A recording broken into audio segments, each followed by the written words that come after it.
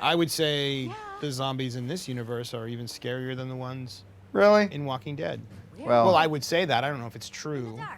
I did voice a lot of our zombies in The Walking Dead, Yeah, so a lot of there's a fair amount of studio voices that did the zombies. Yep. You can still, I can still hear it sometimes when I play. I know that guy. The funny thing is that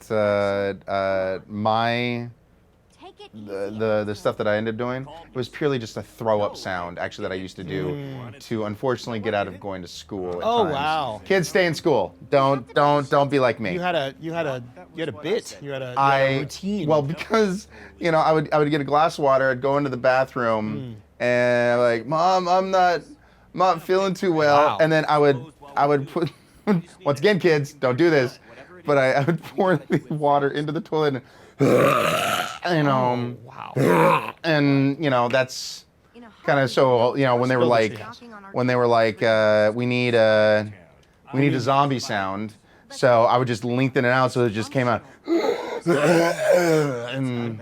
It's giving me the willies. yeah, well, so You should have been a professional wrestler. That's quite a work you got there. Just the a whole, professional wrestler. yeah, I mean, you got the whole gag going. Here comes with the throw-upper. Exactly. Oh, that would. I mean, just imagine. I think in the world of professional wrestling, where original gags are hard to come by. Oh yeah, I'm coming to a city near you, baby. It seems to me that a professional wrestler, perhaps if Ryan was willing to, invest perhaps in a, and he can do what he wants. I'm gonna be masked up, and those fools better be running for their lives. So I think any wrestler, no matter how strong and powerful he or she was, would run screaming from someone who was going to barf all over them at any moment. Because I'm gonna bomb all over them. Like Triple H or The Rock is like just about to pound you, and you just you freak him out when he thinks that you're about to vomit all over him. I mean, God, that's gold.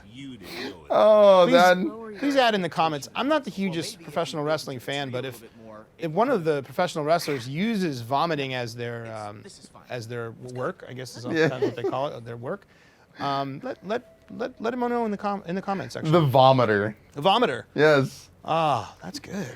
I'm gonna take you down because I'm the vomiter. Yeah. And they just show him. When he preps, he's just drinking little like one serving spoiled dairy creamer. just doing them like shots. Oh. Just to prep the is- stomach with little spoonfuls of cottage cheese, just to really drive it home. One for Olivia.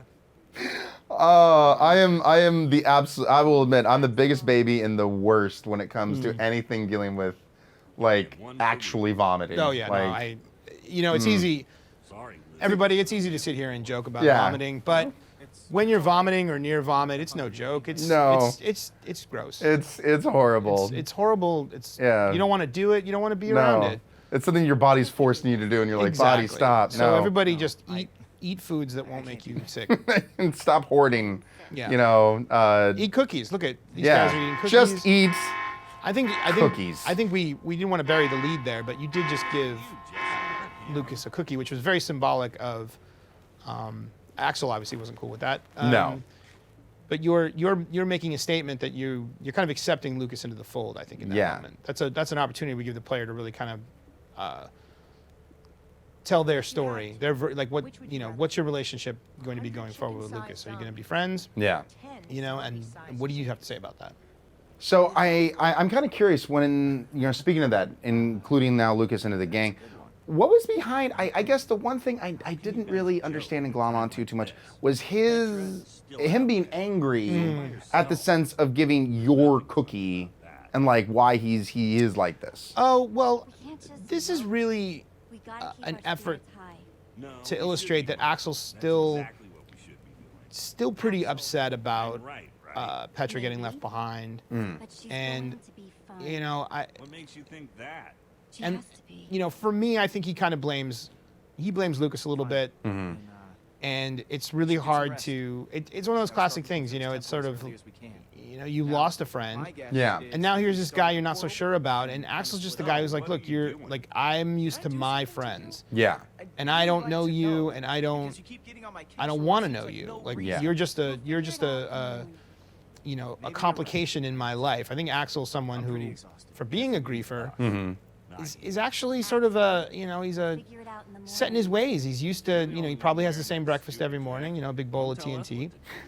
And you know, He just he's eats dynamite. yeah, he's a creature of habit, routine. He wants his friends around, and Lucas represents change.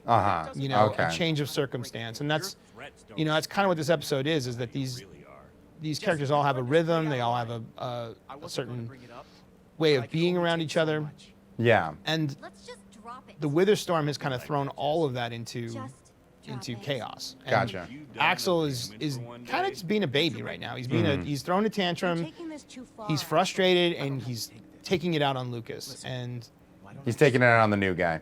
Jesse's kind of put in the position of, you know, Lucas is being reasonable, but he's the new friend. It's what Axel wants. Axel is being unreasonable, but Axel's one of your closest friends. And Yeah. so it's one of those classic problems of, do I support my closer friend, Yeah. who I really think is being somewhat unreasonable, or do I? He's being a jerk. Let's just say it. he Yeah. is. And Yeah. or do I support the person I don't know as well? What I would fight. Because I know that's the right thing to do. you Yeah. know? And Because I'm starving. you obviously leaned in that direction because look, he's still sitting there. Well, I will admit I try and play both in life and in games. I guess the person that tries to find that middle ground for everybody to Yeah. be on. Well, it's in my experience, most players are trying to be, you know, the best version of the character that they can be. Yeah.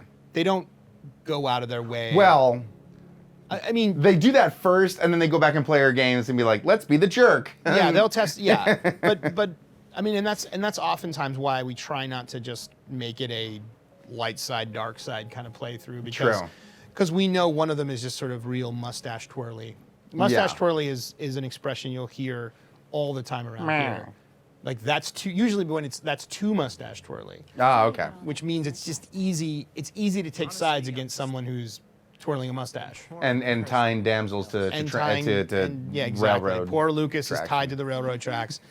Who wouldn't rescue Lucas? Will he be saved? Find out next time. That jacket. Kind of is the best. building, I think. You really I want a love that. leather jacket. I want a leather jacket with a big ocelot. If there's anyone out there that is into leather crafting and whatnot, send Stephen McManus here an ocelot leather jacket. He'll wear it all the time. Size extra large. There you go. I'm sure it's been done. I mean, I can't imagine it hasn't been. I'm sure it's on Etsy somewhere. Yeah. There's actually a This has to be the place. I can't remember now. I didn't want to digress, but there's a leather jacket with some animal embroidery on it on an album cover somewhere that I think I think I was the one who suggested that they have a leather jacket with some Lucas, are you cool sure? animal embroidered on it, and that's how it became. The So ocelot. guys, you heard it here, folks. He is the originator of this. We have to give the originator an actual leather jacket. I think everything cool in the game It was all you? was originally my idea. Okay, all right. You know. So if you have any things that you're like, awesome, just go ahead in the comments and just thank Steven over and over and Yeah. over. If you have anything you don't like, basically just fill in name here and just complain. There you go. My secret is that every time we're in a creative meeting, I Yeah. say things like, "Could we do that, but make it cool?" And everyone just kind of looks down and goes like, "Yeah, we can probably do that." Most ideas, or I should say, most people come into the ideation process thinking it's okay for an idea to just be warm, or mild, or lame, and the important people in the room really are those that are willing to say, no, lame won't do, make it cool. And then the other person goes and makes it cool. And all anyone remembers is the guy who was willing to take the stand and say, lame won't do, make it cool. And those are the real difference makers and the ones that will be remembered in Valhalla. Oh. No, Yeah. Ruben, Ruben's always getting in. Damn these it. are the scamp. Ruben, damn it, short round. Oh, come This is totally Indiana Jones once again. Oh yeah. Oh god. This whole area is. Yeah. You know, we've entered into the land of, and the nice thing is that it really fits. I mean, Yeah. There's a, you know, Minecraft gives us so many tools to create that feel. You know, if it was me personally, I would just wait it out and be like, they have to run out of arrows at some point in time. Well, Crafting table. that's kind of where we say we're going to bend the rules of Minecraft so that we can create. An infinity number of arrows. I will say, one of the things that we try to do is to make sure See what we've got to that, work with. you know, sometimes we'll just Six left over from we'll building just the sort of shelter move last past it because we have a story to tell. Yeah.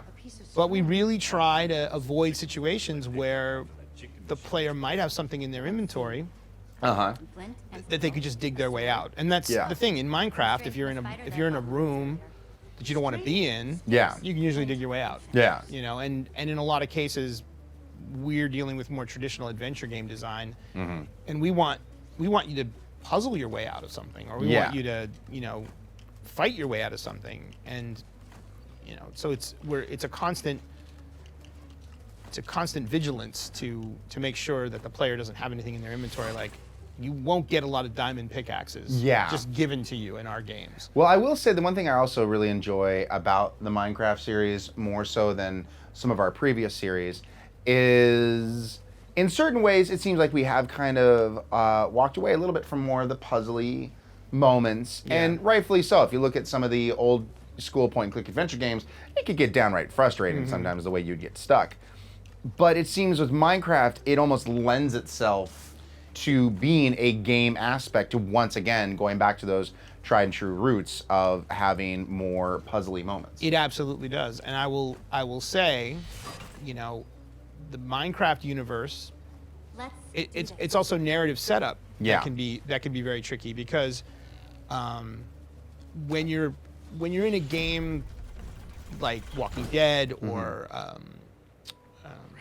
Guardians, The Order of the Pig's Luck. what you generally have to do is create a situation where a puzzle needs solving in a room where no one ever intended puzzles to Yeah. exist. Yeah. It's, you're creating problems that you have to solve with inventory and puzzles, and so, you know, if you're in Walking Dead and you're at a gas station or an abandoned junkyard or something like that, then you're using real world objects that have to make sense. And it can be difficult Yeah. to create credible puzzles that don't feel like, oh, you're just kind of wasting my time with this right now, aren't you? Yeah. Minecraft is a world designed to have a lot of interactive moments. Inventory is a huge part Oh, yeah. of the world, and it's not implausible that someone like, for example, Ivor, Yeah. wouldn't just build a room where he threw in a bunch of puzzles and you had to solve them in order to get through. It's Yeah. not breaking any kind of logical. It's not just putting things in there to make filler for a game. Exactly. Yeah. Like we're always super sensitive about not wanting to pull the player out of the story with the gameplay. There has been many a times, I feel like, also in previous games, previous seasons, that, you know, originally the game was much longer, but we even felt, we're like, okay, this is just, we're putting this in here just to help pad the time, and it's not pushing things along necessarily, and let's just take it out. And so that's what I really do kind of appreciate this game, is that we get to have some more of those kind of puzzly moments, but it fits. It doesn't feel like we're padding the time or anything like that. Yeah, and you know, it's a taste change. I mean, we definitely come from a tradition where there's a tolerance for, The Petra is still out there. you know, walking around and taking time and things being difficult. You Yeah. know, Jesse's right. it- We need to focus on what we came it's here a to do. Where do these stairs go? it's a relatively radical thought that we don't want to punish the player Yeah. for Only one doing way to trial and find error out. moments. But there's a time in the tradition of adventure games where punishing the player was the whole point. Yeah. If you're not punishing the player, you're not doing your job as a designer. You know, like, the dig. Well, I can't believe the dig came up twice here. Well, That's the amazing. funny thing is two of my favorite point-and-click adventure games that actually brought me to where I am today is actually The Dig, that third time reference, and Full Throttle. Great games.